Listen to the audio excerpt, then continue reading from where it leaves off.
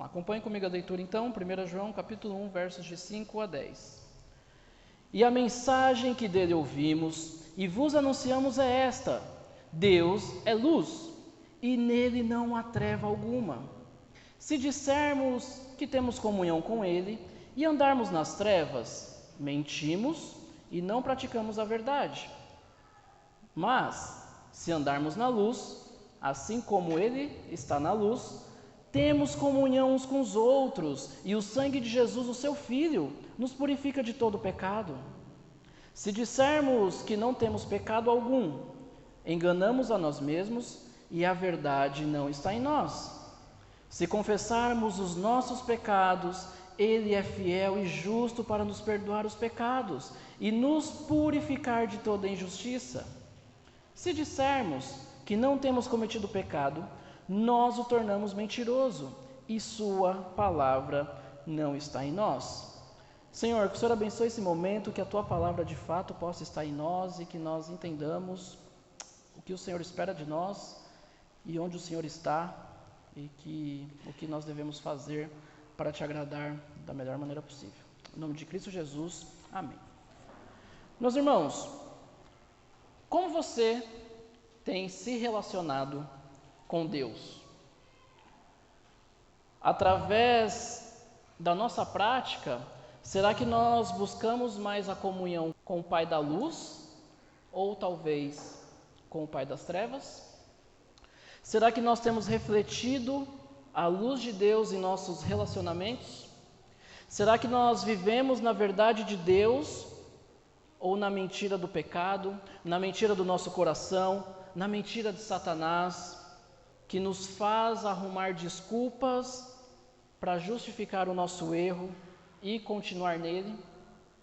Então, a gente começou semana passada a expor essa carta de João, as epístolas de João, e aí, semana passada nós estudamos dos versos de 1 a 4, e essa semana nós vamos estudar dos versos de 5 a 10. Então, nós vimos na semana passada que havia lá uma falsa doutrina, aonde ela estava permeando por ali.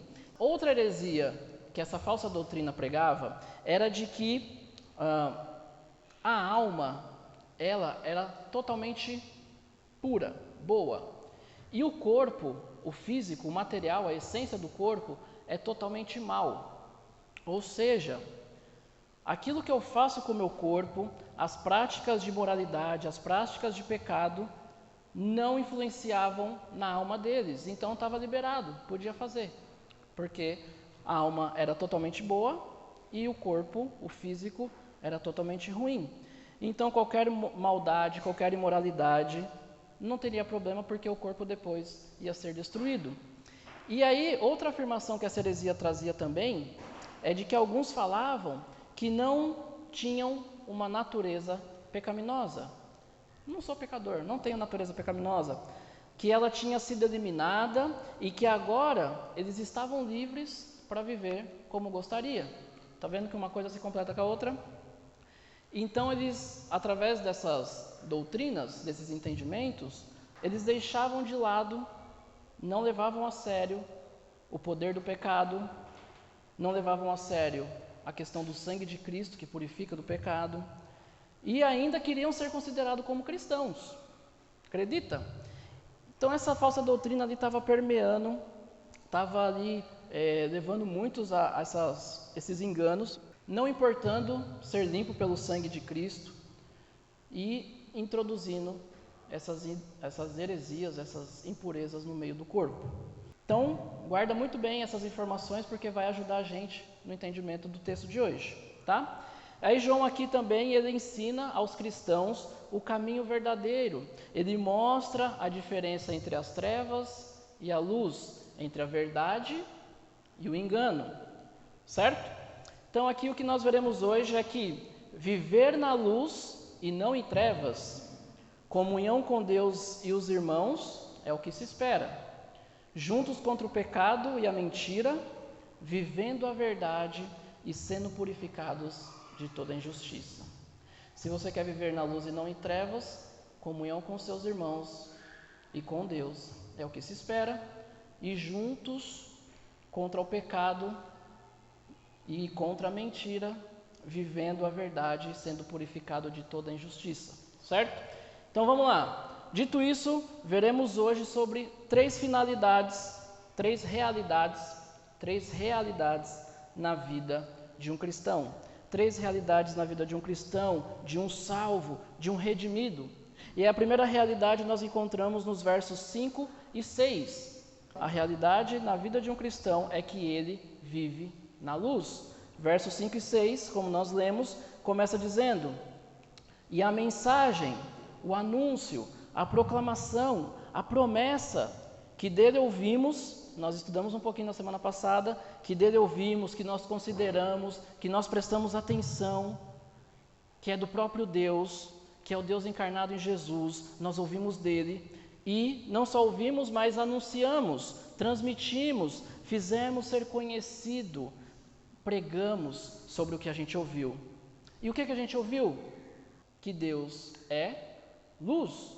O Deus Pai, a primeira pessoa da Trindade, o verdadeiro Deus é luz, é puro, Ele ilumina, Ele brilha, Ele expõe, Ele torna manifesto tudo aquilo que está escondido. E o texto continua dizendo que Deus é luz e nele não há treva alguma, não há nenhuma escuridão, a mínima sombra de trevas não existe nele, nenhuma ausência de luz, porque Deus é luz, nele não há treva nenhuma.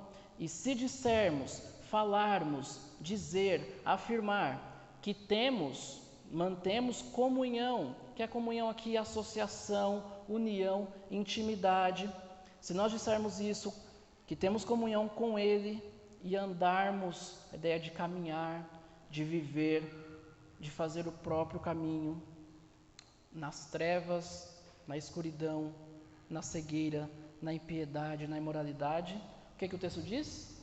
Nós mentimos. Deus é luz, nele não há treva alguma. E se nós afirmamos, proclamamos, falamos que temos comunhão com Ele, que mantemos uma comunhão com Ele, mas a gente anda no oposto, nas trevas, nós mentimos, nós falamos falsidades, nós enganamos. E o finalzinho do texto diz: e não praticamos, não produzimos, não cumprimos, não manifestamos a verdade. Não agimos de acordo com a verdade em relação a Deus e os deveres do ser humano, com a verdade que foi ensinada a respeito de Deus e a execução dos seus propósitos através de Cristo. Qual que é a mensagem que nós temos transmitido através das nossas vidas, das nossas ações, das nossas palavras? Será que nós vivemos a verdade de verdade? Ou talvez nós vivemos na mentira, achando ou pensando que estamos na verdade? Você tem deixado a luz do Senhor iluminar a sua vida em todas as áreas? Não só talvez naquela que você acha mais legal, que você acha, aqui pode, aqui não, mas em todas as áreas? Quais pecados, quais práticas, quais ações você tem tentado ocultar? Você tem tentado esconder? Tentando colocar talvez no mais alto monte para ninguém ver, ou no mais baixo e profundo esconderijo para ninguém achar? O que você faz quando ninguém te vê fazendo? Ou pelo menos você acha que ninguém está vendo? Ou você talvez pensa que ninguém está vendo? A mensagem que foi ouvida, que foi transmitida, é que Deus é luz e nele não há treva nenhuma. A luz aqui como um símbolo de santidade, a verdade, de vida, algo bom, puro, confiável. E nós temos aqui o símbolo também das trevas, que é o símbolo do pecado, da mentira e da morte. Dizer Deus é luz significa que Ele é perfeitamente santo, que essa é a sua natureza, essa é a sua essência, é que somente Ele pode tirar eu e você das trevas do pecado. Deus não se associa, Deus não tem parte com aquilo que não faça parte da sua própria essência. E isso aqui inclui eu e você. Se nós vivemos uma vida de desobediência, se nós vivemos uma vida de trevas, se nós vivemos uma vida de pecado, Deus não se associa conosco. Viva de acordo com a vida que recebeu, como um filho da luz. Não se envolva com aquilo que o Pai reprova, com aquilo que o Pai não se associa. Abandone as trevas, não prefira viver na escuridão, na ignorância espiritual. Não escolha desobedecer e se fazer de cego, talvez espiritualmente e muitas vezes até fisicamente, porque aí você acaba fechando os olhos para aquilo que é o ideal de Deus na sua vida, deixando Deus de lado para que você possa viver no ideal que você acha para a sua vida, no comodismo, que a sua vida seja melhor do que talvez na luz de Deus.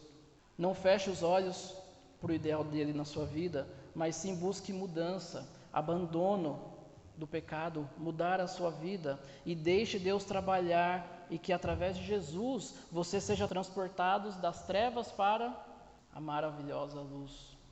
A luz aqui, ela se relaciona com a verdade e essa luz, ela expõe tudo o que existe, seja bom ou seja mal. Nas trevas, o bom e o perverso parecem iguais, correto? Nas trevas, o bom e o perverso parecem iguais, porque está tudo escuro.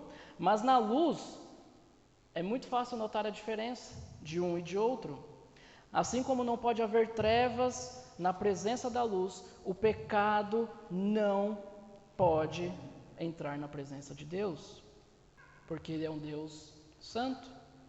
Se nós queremos ter uma relação com Deus, nós devemos pôr de lado o nosso estilo de vida pecaminoso, e se falamos que temos comunhão com Deus e o conhecemos, mas vivemos na escuridão do pecado, mas vivemos em trevas, não adianta só você ficar falando, eu tenho comunhão com Deus, eu conheço a Deus, eu vou na igreja.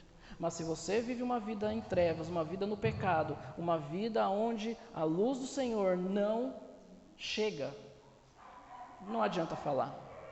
Se você não viver isso que você fala, você está mentindo diante das pessoas e diante de Deus. A vida desmente as palavras. A forma como você leva a vida desmente as palavras que talvez você diga. Praticar a verdade, ela envolve muito mais do que frequentar os cultos aos domingos, dar a sua oferta, participar da ceia, se batizar, entre tantas outras coisas. Isso tudo é muito bom e nós devemos de fato procurar e praticar essas coisas, mas se isso não vir acompanhado de uma vida vivida na luz, de não continuar a viver no erro, na miséria, na perversidade, na imoralidade do nosso coração, esses atos todos, ceia, batismo, vir ao culto de domingo, colocar a roupinha de Deus no domingo e vir para cá, isso tudo não vai passar de cerimonial religioso, de atos vazios e práticas vazias. Se você não vive na luz, se você não tem uma vida de abandono do pecado, do erro, de arrependimento, isso não resolve de nada. É hipocrisia afirmar que nós somos dele e ao mesmo tempo viver como a gente deseja. A nossa mensagem, ela tem que estar na mesma sintonia com a nossa vida, com a forma como nós vivemos, com o nosso caminhar. Salmo 90, verso 8 diz assim: colocaste diante de ti nossas maldades e à luz do teu rosto nossos pecados ocultos. Diante dele nada fica escondido. Irmãos, como eu disse, nada se pode ocultar de Deus. E sendo luz, Ele exige que o seu povo ande nas trevas? Na luz. Por mais que nós possamos tentar esconder o nosso pecado, achando que nunca seremos descobertos, que nunca prestaremos contas, que estamos vivendo e ninguém está vendo, nós estamos em um grande engano. Pode ser até que você consiga esconder das pessoas, que não preste conta, não dê satisfação para ninguém, não peça perdão para ninguém, mas Cristo, um dia, Ele trará a luz e julgará tais atos. Então peça ajuda, busque alguém que confia e que vai te ajudar de maneira bíblica, de maneira sensata no seu pecado. Vomite, fale, diga tudo o que tem feito, se abra, busque direção em Deus, na igreja, através de algum membro, de algum irmão que possa te ajudar. E quando nós fazemos parte de uma igreja local, quando Deus nos coloca em uma igreja, é porque Ele coloca irmãos também, não somente para a gente ter comunhão, momentos alegres, momentos felizes, de comida, de café, mas também isso faz parte da comunhão. Você ajudar, exortar, ajudar o seu irmão a sair do pecado e também você confiar e falar e pedir ajuda. Deus coloca a igreja, Deus coloca os irmãos como se fosse um muro entre nós e o pecado. E nós precisamos também fazer isso, ajudar, caminhar junto, essa barreira do pecado, trazer o irmão para o lado de cá e não deixar ele para o lado de lá, prestar contas, orar, cobrar um ao outro. Quando nós falamos sobre viver a vida de igreja, nós também precisamos lembrar desse lado da comunhão. Não é só alegria, só festa, só comida, também é muito bom, mas também tem outro lado. E nós precisamos fazer tão quanto o lado positivo, o lado bom. Se você tem vivido assim, com pecados ocultos, escondidos, pecados de estimação, procure ajuda. Não deixe que isso acabe com sua vida, que isso acabe com o seu relacionamento com Deus, que isso acabe com a sua família, que isso acabe com a sua dignidade, com a sua honra, porque é isso que o pecado vai fazer com que aconteça na sua vida. É esse o preço que o pecado vai exigir.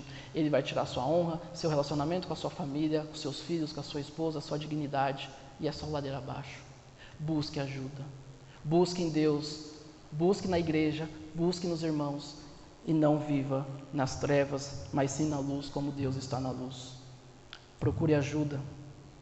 E também, lembre-se que o mesmo Deus que vê tudo, o mesmo Deus que está em todos os lugares, o mesmo Deus que vê o que você faz quando ninguém te vê fazendo, Ele tem sim a sua mão de justiça e disciplina, mas também esse mesmo Deus tem a sua mão de graça e misericórdia.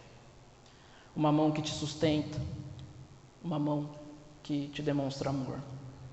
Salmo 139, de 8 a 10 diz assim: se eu subir ao céu, lá tu estás. Se fizer a minha cama nas profundezas, tu estás ali também. Se tomar as asas da alvorada, se habitar nas extremidades do mar, ainda ali a tua mão me guiará e a tua mão direita me sustentará. Esse Deus está ali para te ajudar. Não importa onde você esteja. Viva na luz, se renda a esse Deus que nos encontra aonde quer que nós estejamos e para onde quer que nós vamos. Viver na luz e não em trevas, comunhão com Deus e os irmãos é o que se espera, juntos contra o pecado e a mentira, vivendo a verdade e sendo purificado de toda injustiça. Primeira realidade, então, na vida de um cristão é que ele vive na luz. E agora a segunda realidade nós temos no verso 7, que é, ele também vive em comunhão. Verso 7 começa dizendo: mas, se andarmos na luz, então já trazendo essa oposição, esse contraste, com o versículo 6 que dizia: se nós afirmamos que tínhamos comunhão com Ele, mas andarmos em treva, nós mentimos. Agora ele traz o versículo 7 dizendo, para aqueles que vivem de forma diferente, que andam na luz, que vivem, que caminham, que conduz a sua vida pela luz e não pela escuridão. Mas se andarmos na luz, assim como Ele está na luz. Nós aqui, nós vagamos muitas vezes de um lado para o outro, entre luz e entre trevas. Mas Ele não. Ele não depende de nós. Ele não muda o seu caráter divino. Ele sempre permanece no mesmo lugar, independente do que você faça. E agora que João, ele vai nos dizer como que a gente deve andar em resposta a esse Deus enquanto estamos aqui na terra. Porque depois não adianta, ou é um lado ou é o outro. Então tem que ser aqui. E aí, nós temos duas atitudes aqui, subentendidas, duas atitudes se nós quisermos andar na luz. A primeira atitude, o texto fala que é, assim como Ele está na luz, nós temos comunhão, temos parte, temos compromisso, temos vida em comunidade. A referência que ele usa aqui é diretamente para irmãos, com nossos irmãos. Temos comunhão uns com os outros, mutualmente. Aqui também o sentido da palavra é reciprocamente. Palavrão, no bom sentido, mas é via de mão dupla. Da mesma forma, de um lado, vem do outro. Então, se andarmos na luz, assim como Ele está na luz, nós temos comunhão uns com os outros. E a segunda característica aqui, a segunda atitude, é que o sangue de Jesus, o seu Filho, o sangue do ungido, o sangue do Messias, o sangue do Filho do homem, que é símbolo de vida, que foi derramado na morte de Jesus para nos trazer vida, o que é que Ele faz? Ele nos purifica, Ele nos torna limpo, sem mancha, sem sujeira. E a purificação do cristão, ele é uma consequência do andar na luz. É consequência.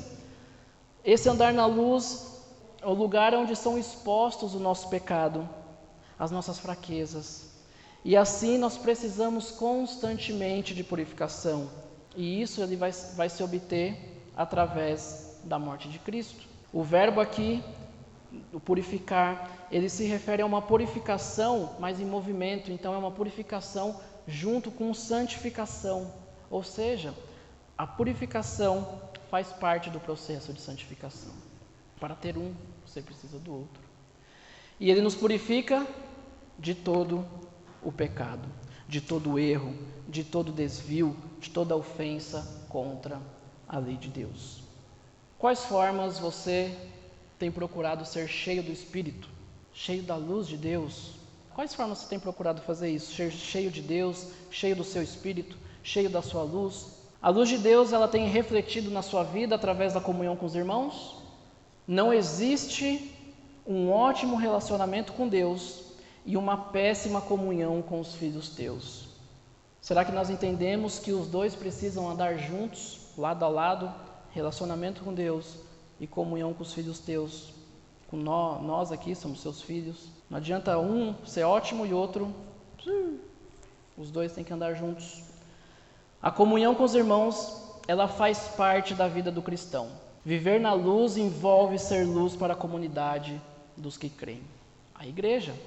Viver na luz envolve ser luz para a comunidade, para a igreja. Nosso relacionamento vertical é aprimorado pelo nosso relacionamento horizontal. Então, ore a Deus para te ajudar a desenvolver seus relacionamentos, não somente talvez com aquelas pessoas que gostam das mesmas coisas que você, da mesma faixa de idade, talvez do mesmo sexo, ou talvez por alguma peculiaridade ali, alguma particularidade que vocês têm em comum, mas busque se envolver, se relacionar com todos aqueles que foram colocados por Deus para fazer parte da sua família espiritual aqui na igreja local. Andar na luz, ser cheio do Espírito, ser cheio de Deus, não é você ter talvez revelações místicas ou entrar em uma atmosfera cósmica, falar em línguas estranhas, se envolver ali emocionalmente em um ambiente escuro, manipulado, subir no monte e ver algo fenomenal, ou talvez uma grande carga de estudo e de conhecimento. Não. Andar na luz, ser cheio de Deus, é viver em comunhão com Ele e buscar viver em santidade e em comunhão com os irmãos. É o que o texto diz. É abrir mão da sua escuridão pela luz que vem dele, buscar ele e estar na luz assim como ele está na luz. Esses exemplos que eu citei, revelação, línguas e etc., até podem acontecer, mas não são indicativos de que o Deus que está na luz realmente está comigo e com você. Você foi purificado pelo sangue do Filho. Quais as formas que nós temos procurado para ser purificados, para ser livres da contaminação e da culpa do pecado? A verdadeira limpeza do pecado vem por meio de Jesus. João 1:29, o Cordeiro de Deus que tira o pecado do mundo. Somente através dele, a mancha do pecado que faz separação entre nós e Deus, essa barreira, esse obstáculo é tirado, é apagado. É pelo poder da cruz que nós podemos ter o poder para vencer a luta contra o mal, contra o pecado, contra o nosso coração. É pelo poder da cruz que nós podemos ter o poder de Jesus, para que nós possamos conseguir viver na luz e lutar contra o pecado que cada dia nos assedia, contra o erro. É através de uma vida de submissão a Deus, de abandonar, de mudar e ser transformado. Nós podemos até dizer que somos luz, mas se nós não buscarmos esse poder na batalha contra o pecado e contra o erro, infelizmente, somente falar não vai resolver. Abandone, mude, seja transformado, e assim nós podemos experimentar o propósito de Deus para a nossa vida. Não viva dando desculpas, dando justificativa para o seu erro. O Senhor da verdade, esse Senhor, Ele não muda, e a sua palavra também não. Não molde o seu caráter, a sua vida, não pelo seu bem-estar, não pelo seu comodismo, não por aquilo que talvez vai te trazer algo bom, mas molde o seu caráter, molde a sua vida pela vontade de Deus. Não corra atrás daquilo que vai contra a vontade de Deus e pode fazer com que você abandone os caminhos dele, mas sim, corra atrás, viva e busque pelo caráter de Cristo, pela sua palavra, dando espaço para o Espírito Santo trabalhar. Vive em sua vontade, vive em comunhão, limpo de suas transgressões, para que a luz de Deus seja real na sua vida. Viver na luz e não em trevas, comunhão com Deus e os irmãos é o que se espera, juntos contra o pecado e a mentira, vivendo a verdade e sendo purificado de toda injustiça. Primeira realidade, então, na vida de um cristão é que ele vive na luz. Segunda realidade é que ele vive em comunhão. E a terceira e última realidade na vida de um cristão é que ele vive em confissão.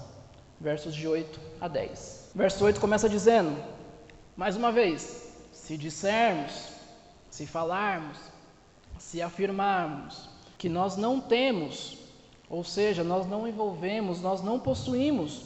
Como começa? Se dissermos que não temos pecado algum, pecado aqui, que é o desvio do caminho, da retidão, da honra, é uma violação da lei divina em pensamento ou em ação.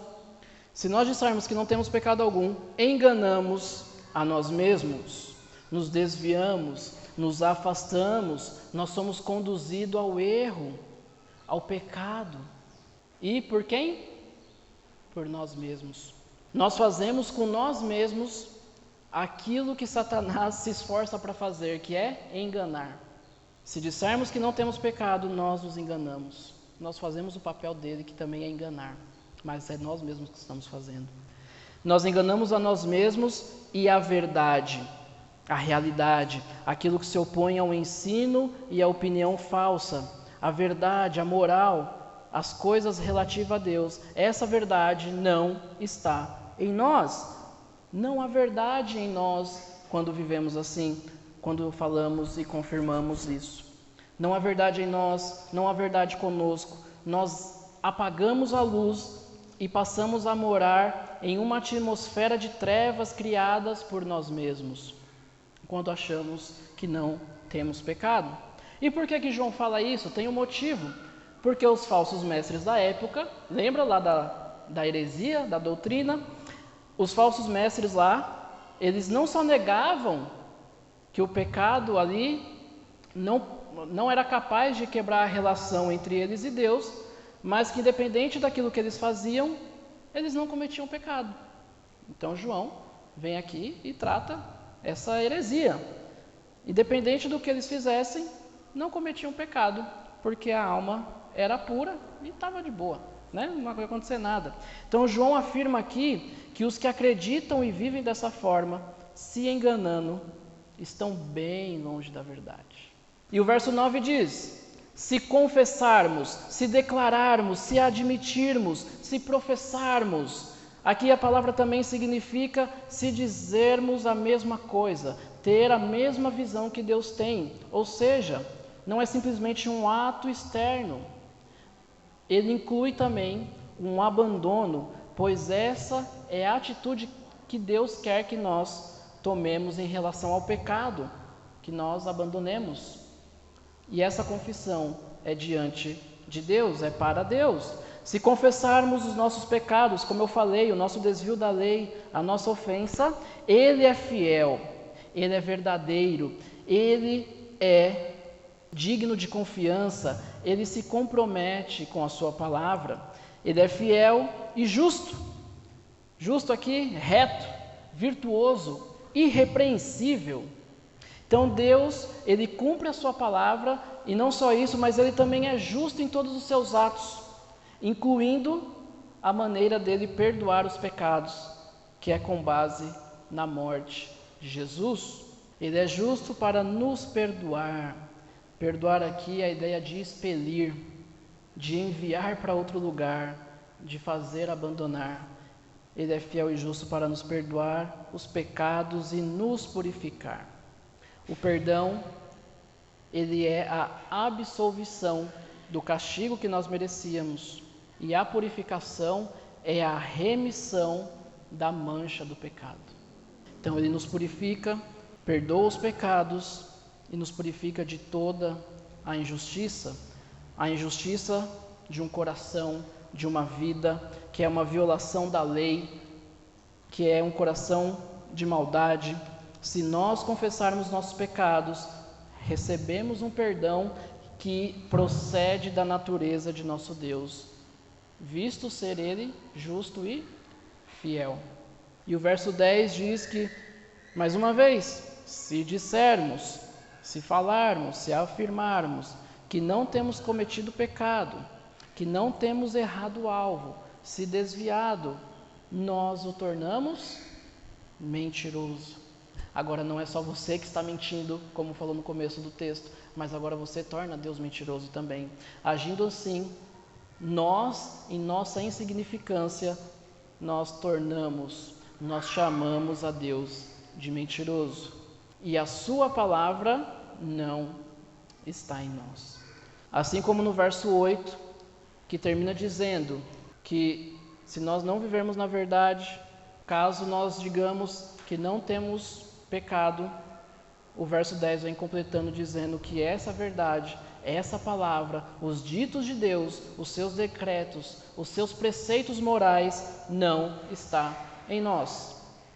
Porque em toda a sua palavra, Deus ele sempre trata o homem como um ser pecador, que precisa de um Salvador. E negar isso é rejeitar a palavra de Deus. Todos nós somos pecadores, por natureza e por obra. Tem como fugir.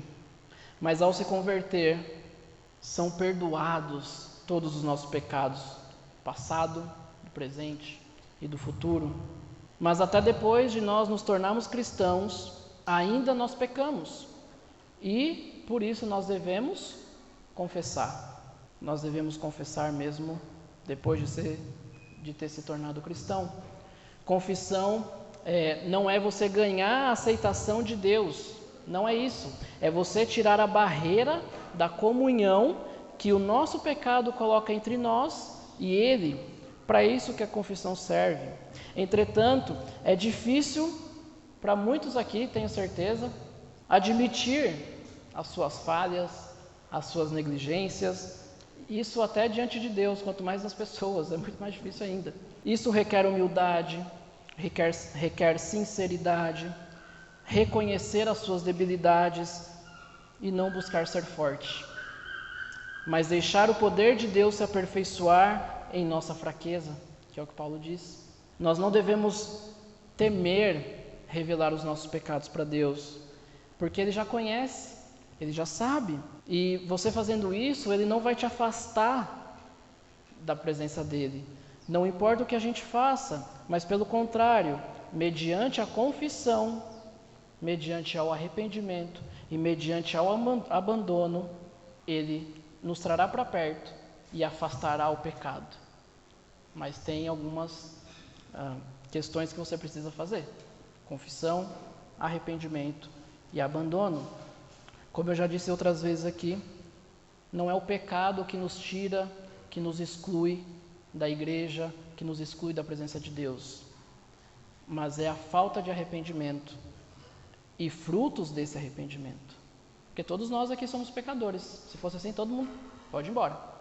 Mas não é isso que nos exclui da presença de Deus ou da igreja, mas sim a falta de arrependimento. E não só o arrependimento, mas os frutos diante desse arrependimento. Nós devemos confessar nossos pecados de forma contínua, mas não porque nós achamos que a gente vai perder a salvação. Não, nossa relação com Cristo é segura para aqueles que creram nele, mas nós devemos confessar os nossos pecados, as nossas falhas, os nossos erros, para que a gente possa desfrutar ao máximo da comunhão com Deus, não tendo nada impedindo, não tendo nenhuma barreira.